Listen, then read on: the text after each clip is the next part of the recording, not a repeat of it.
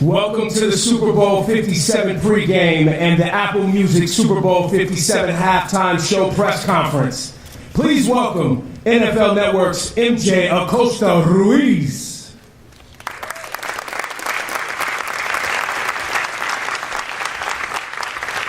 Hello, everybody, and good morning. My name is MJ Acosta Ruiz. I'm so excited to be here. We are just days away from Super Bowl 57. We've been waiting for this all season long. Today, I'm honored to introduce the 3 American Sign Language performers appearing at this year's Super Bowl on behalf of the National Association of the Deaf. Performing America the Beautiful is proud Navajo Nation here from Arizona, Colin Denny. Performing the national anthem is Troy Kotzer, Academy Award-winning star from Apple's Oscar-winning Best Picture, Coda. And performing both Lift Every Voice and Sing and the American Sign Language rendition of the Apple Music Super Bowl halftime show is Justina Miles. Please welcome our official American Sign Language performers to this stage.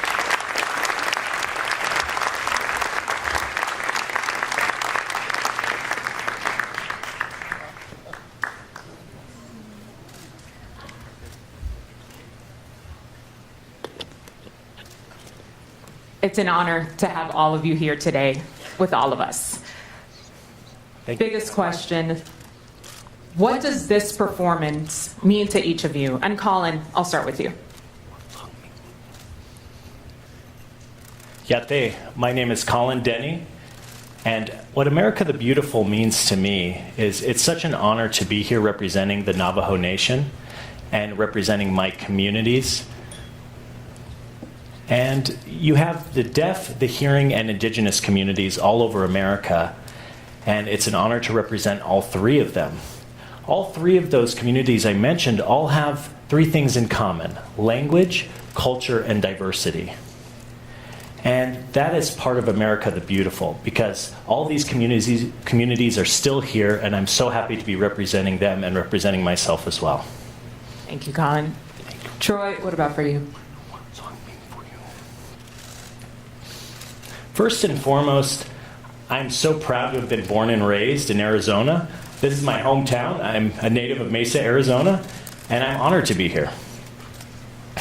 And I'm here, you know, the NAD, the National Association of the Deaf, invited me here, and it's so great to see this diversity representing different types of deaf communities. And when they asked me, hey, Troy, would you mind signing the national anthem at the Super Bowl? I said, yeah, sure, I'm in. And so I started doing a little research, and I go, hold on, wait a second. And I wanted to see who wrote the song, and his name is Francis Scott Key. And I did a little research, what was his motivation in writing this song? And so I put it on hold for a second, and I analyzed his history. And it's really a fascinating history because he actually witnessed what happened during the Revolutionary War, and seeing that the flag was still there, and the smoke and the fire, and even through it all, the flag had remained. And so it inspired him to write this song. And so I'm becoming Francis and put myself in his shoes and tell it from his perspective. So that's how I'm going to sign it. It's a new tape, and I want to really help that affect me in my ASL translation of the song. And so I'm Francis Scott Key, and so I'm going to show you all what I'm seeing and what he wrote, which was pure poetry, and I'm going to add in my personality as an artist and put it all out there to show you all my work. Looking forward to it. It should be fun. It'll be fun for me.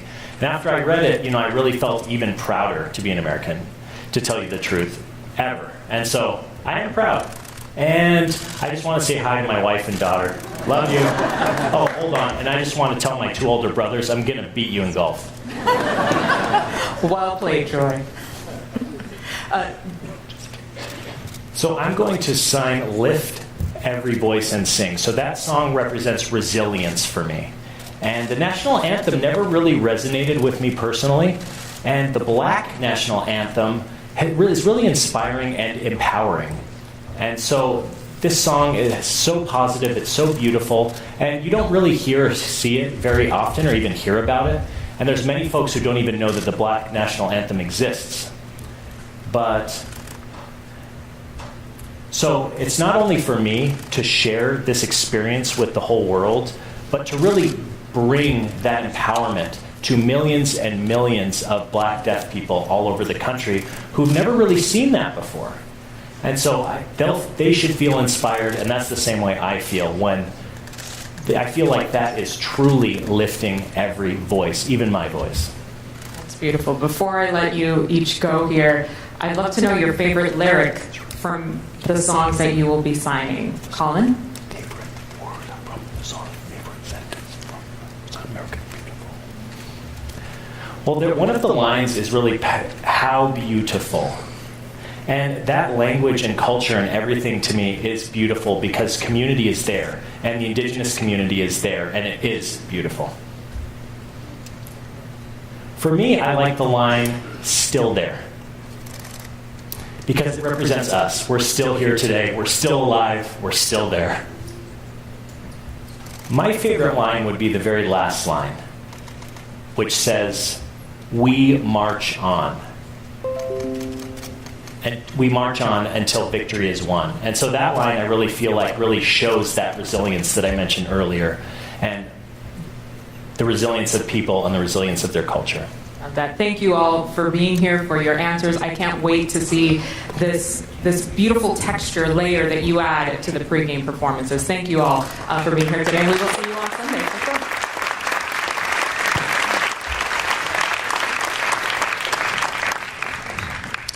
And now I have the honor of continuing our pregame lineup. Please help me welcome the incredible artists performing as well on Super Bowl Sunday. Please welcome in Cheryl Lee Ralph, Babyface, and Chris Stapleton.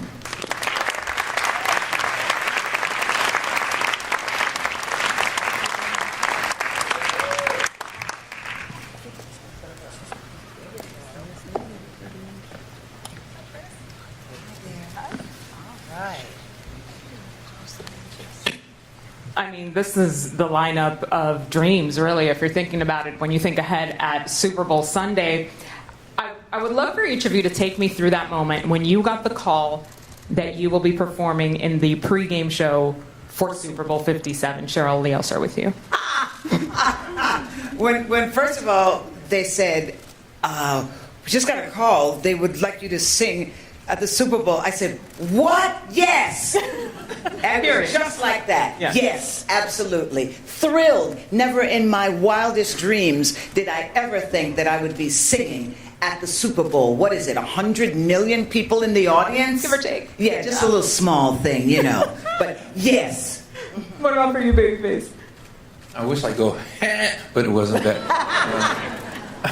I was surprised. I was like, this was not on my bucket list, and it was not anything I ever imagined that I would do. So to get that call, are you sure me? And but I'm so honored. So, and also with who I'm singing with, I mean, you know, got this dude over here that's like, you know, like only the best voice in the world. Come on. And Was just rocking out with Stevie Wonder. I mean, come on. What was the call like for you? Incredible.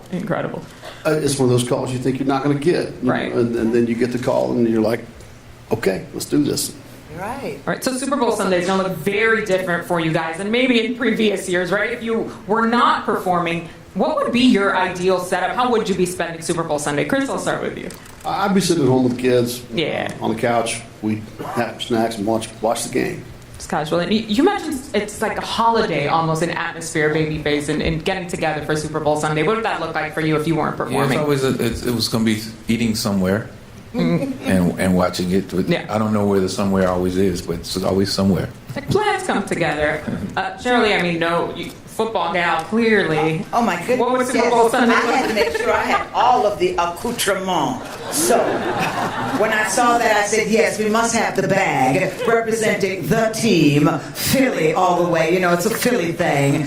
But my whole thing is good food, good friends, and a great game. That's it. And that's what we're going to have this year. Mm-hmm. So we already know who you're rooting for. Oh, fly, eagles fly. Yes! They like it. Babyface, have you picked a side here for Super Bowl Sunday? I'm going to go with Rihanna. Listen, everybody wins. Everybody wins. He took my answer. Well played. Chris, you mentioned before that the Super Bowl stage would be where you wanted to sing the national anthem, and only on this stage. Why is that? I think I said it because I thought I wouldn't get it. Manifesting in a different sense, right? Yeah, well, it's not the national anthem is not an easy song Yeah. for singers, and it's one that you can, it can go horribly wrong. As we've seen many times in the past. Hopefully it won't happen for me. It will not. Knock on wood. But yeah, no, I mean, if you're going to do it, this is the place to do it. It's like the reverse psychology. I will not sing it unless it's the Super Bowl. Oh, I guess I'm doing it now. I mean, if I sing with It that works. universe, I don't know. Yeah. Now, you'll actually be back at State Farm Stadium in just a few months, back on the road. How excited are you for that? It's always exciting to get to come play for people, Yeah, no question. Shirley, you are the first person to sing Lift Every Voice and Sing live inside of a stadium for Super Bowl Sunday. This has been named a Super Bowl of many firsts. First, two black quarterbacks going up against each other, two brothers going up head to head, and now this first as well. How poignant, how important is that for you? These three songs put together, the Star Spangled Banner, America the Beautiful, and Lift Every Voice and Sing, the national black anthem. To me, that shows a major effort by the NFL to be truly inclusive, to say we're going to represent all people on a day, Super Bowl Sunday. 200 million people coming together to sit and experience it here. What a time, what a way to bring us all together. So I'm very pleased and very happy to be able to be on the 40-yard line. Oh yeah, baby. Lift every voice and sing. And of course, my favorite line is, till victory is won. Yeah. You have to unapologetically represent for your team, all right? I'm never mad at that, Shirley, but Thank you. I'd be remiss if I didn't mention the moment in which you're standing right now. Your acceptance speeches at the Emmys, the Critics' Choice Awards. Shall we keep going? Because the list has been long. And the words you're talking about lift every voice and sing. You've lifted so many voices who at one point didn't feel represented or didn't feel like they could ever aspire to be in a position like yours. What are your words of aspiration and affirmation for those who are just looking for a light to keep going? Oh my God, it's the fact that you woke up today. You woke up today in your right mind. You were able to put on your own clothes. Somebody didn't have to come in and wipe your behind. You did it for yourself. That is an amazing accomplishment. And the fact that you are all here together in your greatness, in your journalism, in your media, in your fan, whatever it is, my God, that's so much to be thankful for. And we're going to have a great weekend. Look at me with these two. I feel so blessed. There's so much to look forward to. There is tomorrow. Hang on, because tomorrow could be fabulous. No, Miss Cheryl, you're taking us to church on this Good Morning. Yes. I love that. Yes. Thank you, Chris. Babyface, you have said that America the Beautiful speaks to you melodically. For those of us who are not musical geniuses, what does that mean? And what is it that you feel when you hear this song? First of all, we are watching the Cheryl Lee Ralph show. No doubt. Can you answer that for me? It sounds cooler. America the Beautiful. I've been doing this song. The first time I did this song, I did it as a sophomore in high school. Wow. It was in a play that I was in, and I sang with a couple of guys, and we did a version of America the Beautiful.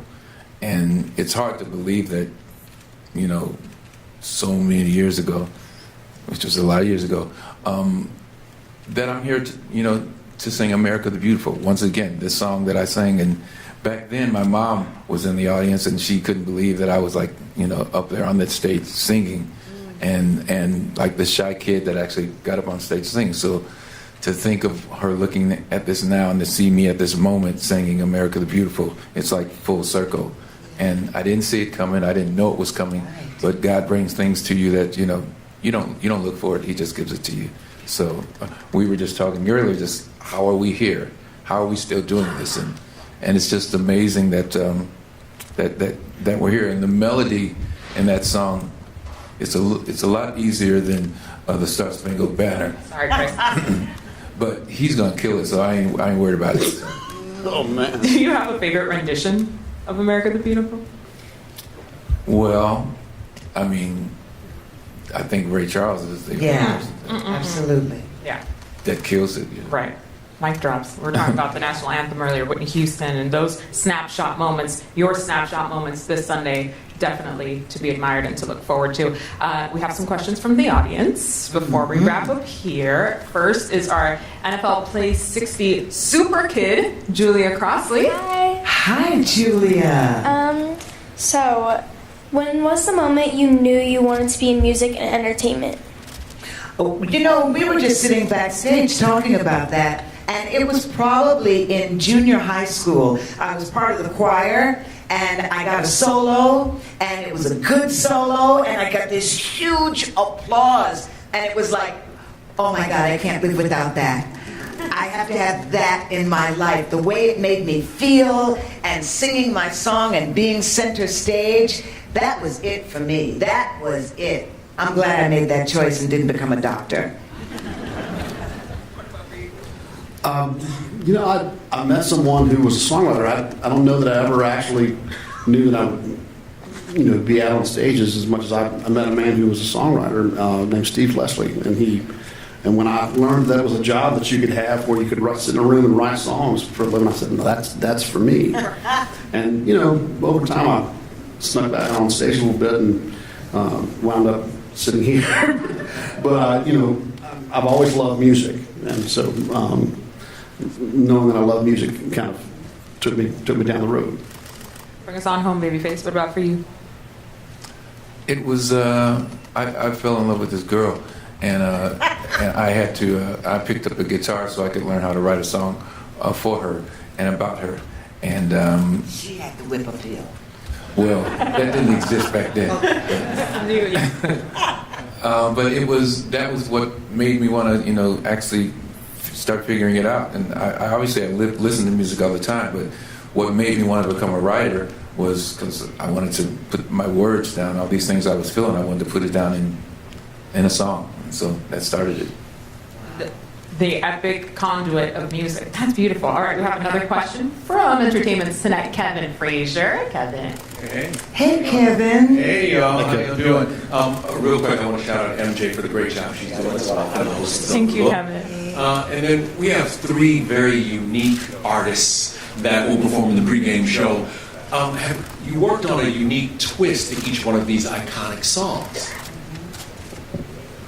I think for me, Lift Every Voice, it was to make sure that Adam Blackstone, who was my musical director, working with me on it, that we could have a version for people to understand the great lyrics of this song and what it means to continue to, through all the ups and downs, to carry on, to move on, to be forward thinking, learning from the past. The faith that the past taught us, the hope that the present has brought us. Hear these words. Let us march on to victory, the victory of liberty, the victory of justice for all is won. And that's how we approach the song this time. Babyface. Once again, you are watching the Shirley Ruff. Coming behind that. What was the question again? A special twist. Special twist. I think the only twist you can give it is yourself. Is to be honest, and don't try to do anything incredible or something new for the sake of doing new.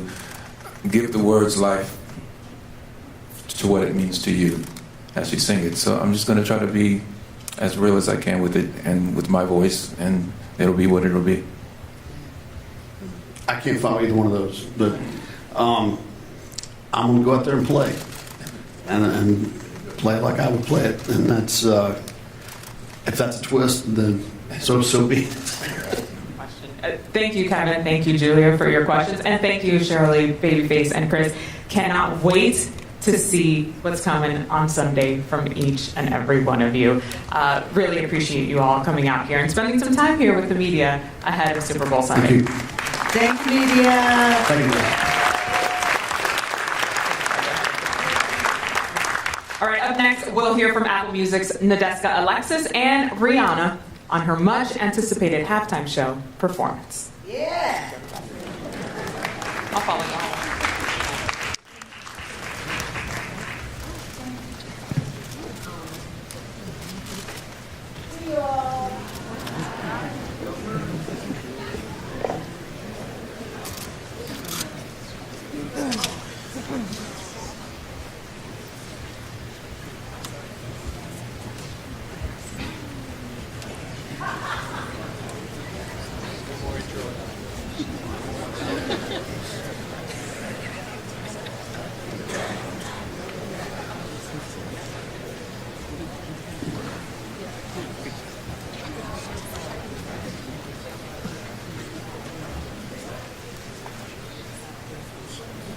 #14 #1 songs. She has 9 Grammys. She is Oscar nominated, an entrepreneur, a visionary. And this Sunday at the Apple Music Super Bowl 57 halftime show, the wait is over. It's been 2,190 days. Dude, Rihanna, we waited. It's been over 6 years since the 9-time Grammy winner Rihanna. Everybody's waiting for it. We've been impatiently waiting for her. How did we got to bring the fair time for 2016?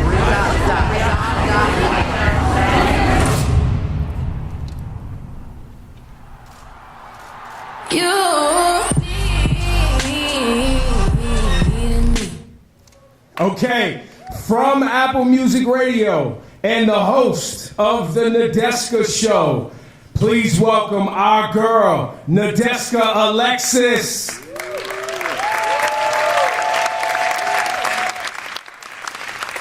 Good morning. morning, and thank you all so much for joining us here today. For the past few years, I've watched this press conference from home on the couch in my pajamas, so it's really nice to be here with you all in person. At Apple Music, we are very, very passionate about celebrating and supporting artists and about having meaningful conversations around music. So we are thrilled to be joining the NFL and Rock Nation to bring the Apple Music Super Bowl LVII halftime show to life. And of course, to see an icon make her long-awaited return to the stage.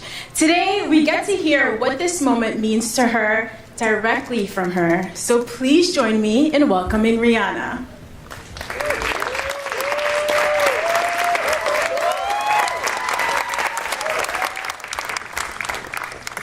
Hello, hey everyone, how are you? Good morning. Hey.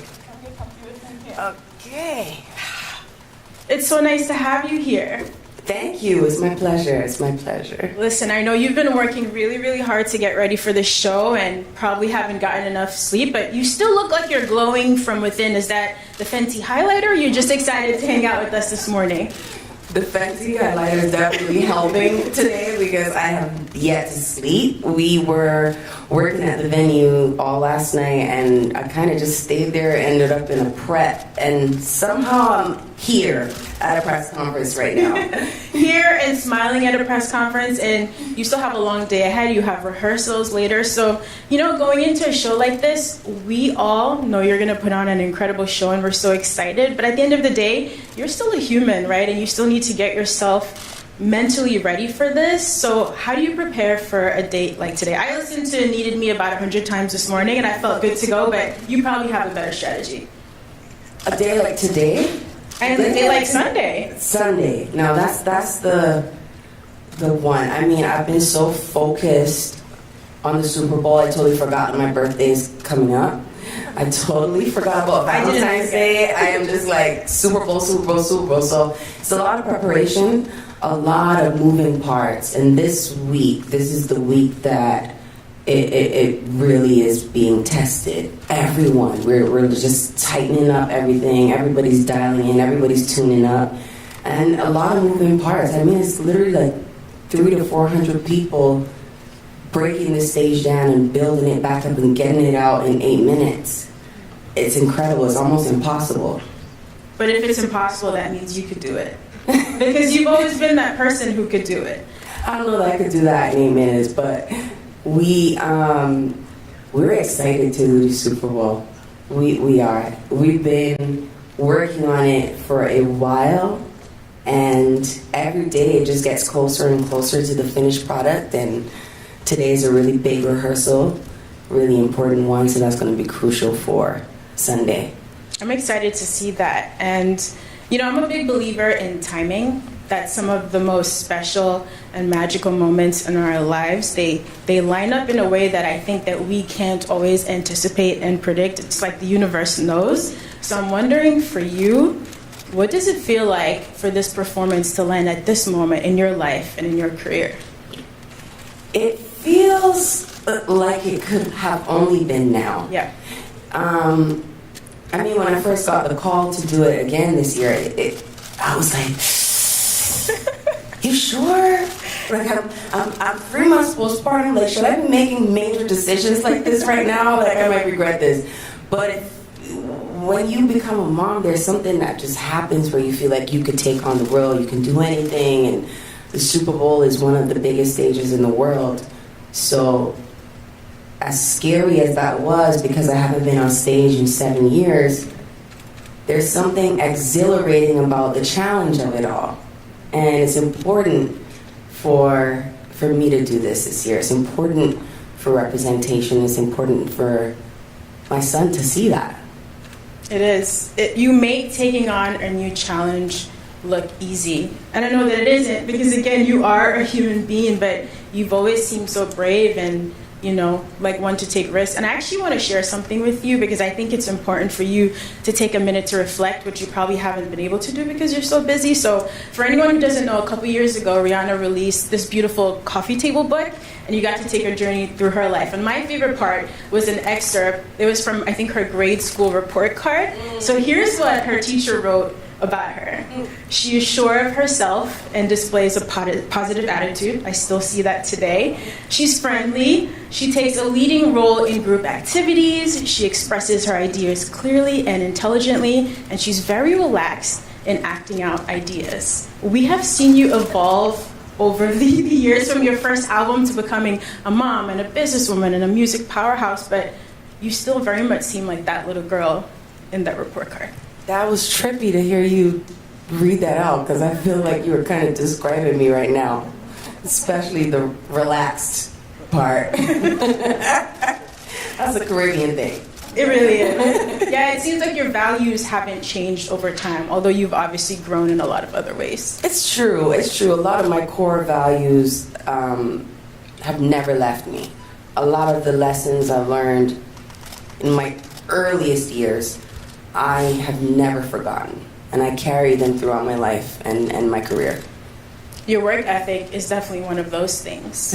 Thank you. You are immensely talented, but it takes a special kind of person to put in the work that you've done over the years, and I think we're going to see that displayed, at the Apple Music halftime show on Sunday. So tell me what it was like actually putting this show together, starting with the set list. You went on this incredible run, I think, from your first album up until Unapologetics, where it seems like you never took a break, you never took some time off. So now that you're a few years removed from all of those songs, what was it like revisiting those to build a set list?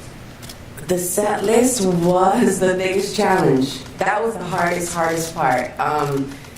Deciding how to maximize 13 minutes, but also celebrate. That's what the show's going to be. It's going to be a celebration of my catalog in the best way that we could have put it together. And you only have 13 minutes, that's a challenge. So you're trying to cram 17 years of work into 13 minutes. So it's difficult, but some songs we have to lose because of that, and that's going to be okay. But I think we did a pretty good job at narrowing it down. Was there trial and error? As you started rehearsals, were you running through set lists and tweaking, realizing this didn't work in this moment? Oh, yeah. Oh, my God. There are probably about 39 versions of the set list right now. Wow. Yeah. I think we're on to our 39. I mean, every little change counts. Mm-hmm. Whether I want like a guitar cut out, something muted, something added, or just put in a whole new song, or take out a whole song. Like, every time I make a change, something has to be updated. That's a new version. Well, like you mentioned earlier, there are a lot of moving parts to the show, a lot of people involved, but another thing I've always admired about you, it seems like you know the right moment to step in and take control. And I think that's challenging for women. We're always nervous sometimes, me personally, of coming off too controlling or too bossy, but sometimes you know in your gut what the right thing is for you. So how much have you been really getting into all of the details of putting the show together? I'm definitely not one that's worried about coming off too bossy. I've been bossy all my life. Ever since I was a little girl, I promise you this. Like, hell of annoying too, but I know some people get irritated, but it's writing on me. There are a lot of people who are part of this show, and a huge part of the reason why this show is going to be as incredible as it is. And I couldn't have done it without them. But you know what? At the end of the day, if it flops or it flies, my name has to stand by that. And so I really get involved with every aspect of anything that I do, whether it's the Super Bowl, whether it's a makeup product, whether it's Savage lingerie, like whatever I do, I'm that annoying girl who's gonna talk about everything. I want to see the copy on the website. I want to name every lipstick that I make. Like I care about it. I love it. I really do. It all goes back to that little girl. I'm telling you from the report card. Little bossy big head It's girl. really amazing. Bossy in the building. And so another thing that goes into such a big performance in such a limited time is the physical stamina. Exhaustion is a real thing, right? But then that's something that you have to deal with, and your breath control and dancing on stage and all of that. Especially postpartum, I couldn't do it. Last year after I had my baby, it took me months to wear regular pants again. This is one of those few occasions. So what has it been like physically getting yourself ready for this? The physical challenge has definitely been immense for many reasons, of course. But I haven't done this in a minute. That was first things first. So you're just running around for 13 minutes trying to put like a 2-hour set in 13 minutes, and you're gonna see on Sunday. From the time it starts, it just never ends, and until it's like the very last second. I know I'm saying too much, but it's a jam-packed show, and it takes a toll on your body. It does. You got this, girl. Thank you. And I'm not going to press you to reveal any details. I know we want to keep that under wraps because you've been working so hard. But look, as a Caribbean woman coming from a tiny island like Grenada, you've always made me feel so represented. I've always loved seeing you back home in Barbados at Crop Over. So I'm wondering if you're hoping to incorporate any elements of Caribbean culture in the performance. I mean, that's a big part of why this is important for me to do this show.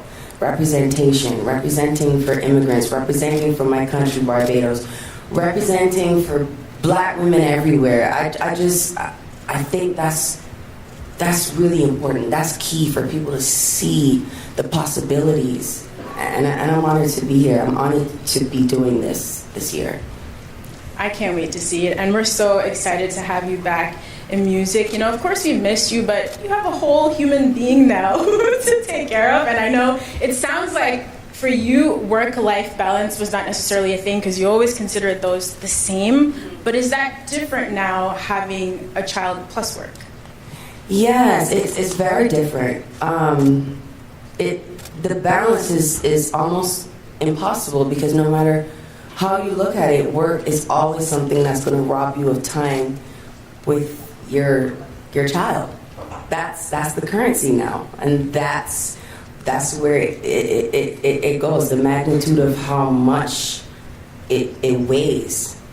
When you make decisions on what you're going to say yes to, it has to be worth it. Mm-hmm. And this is definitely a moment that's worth it for you, right? For sure. What is the cultural significance for you of performing at the Super Bowl halftime show? I mean, it's a long way from home, right? Yes. It's a long way from home. It's a beautiful journey that I'm on, and I could have never guessed that I would have made it here. So it's a celebration of that. I'm excited to do that, and I'm really excited to have Barbados on the Super Bowl stage. It's a big moment for the whole Caribbean. Look, you have been a global superstar for a long time, but I need to say right now on the record, Caribbean woman, we claim you as ours. You better. Now, you've taken a few years off of music. You've been building the Fenty empire, which has been incredible to watch. But now that you're making that transition back to music, you also took some time to just live your life, to just take road trips, like things that you deserved after working so hard. So how was that period, and do you feel now refreshed and ready to get back to music?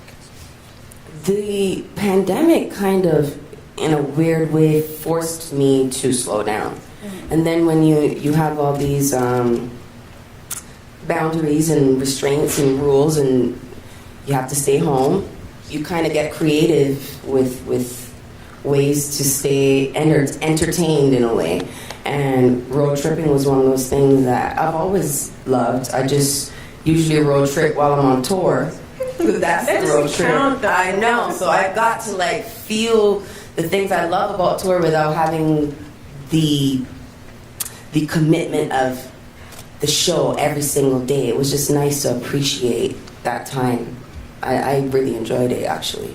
You deserved it. You seem like a workaholic, so you deserve some time off. And look, I'm not asking any questions about when music is dropping. I don't want any problems with you or with the Navy. But, a couple years ago, you said that you were working on a project that would be reggae-inspired. Those are your roots. And then also a project that would just kind of capture where you're going forward in this next chapter of your life. And when I talk about this with my friends, we would take anything. A classical album from Rihanna would also be fire. So I was wondering if you could just tell us a little bit about this chapter and how you're feeling musically in general.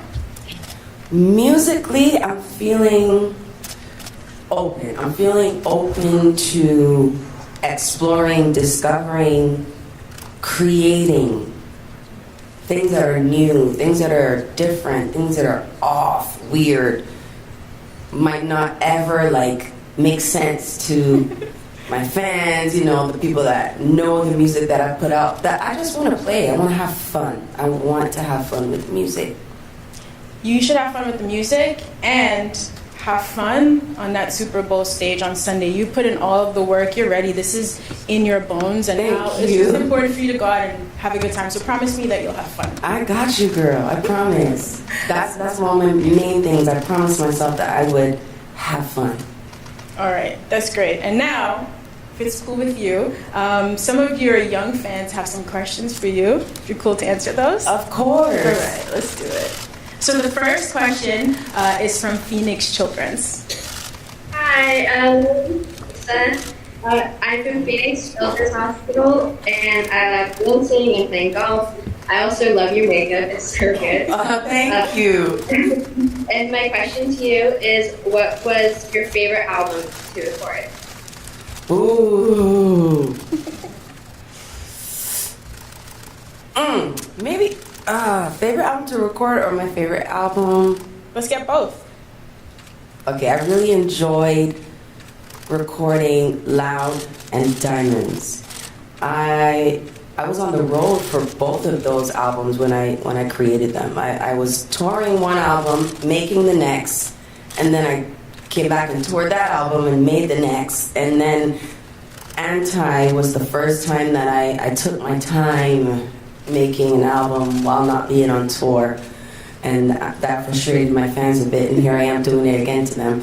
But Anti, for sure, top favorite album I've ever made.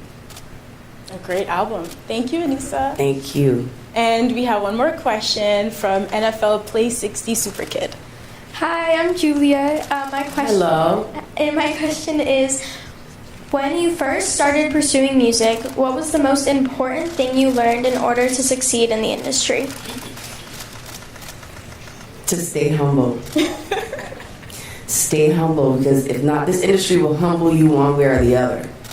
And, you know, my humility came from my childhood, growing up in the Caribbean, growing up in my household with my mom. She's a very humble woman. Her mom was a very humble woman. And I've never lost sight of that. That's very important to me. I often fear the pedestal that the world can put you on, and I always want to feel my feet on the ground. That makes me feel safe. Thank you. That was such a great question. That was a great question. Yeah, and a great answer, and that's why we appreciate you. You always seem so grounded, no matter what's going on around you. And thank you. You'll never lose that magic. So thank you so much again. Congratulations. Thank you, of course. Thank you all. Have an incredible time. Thank you.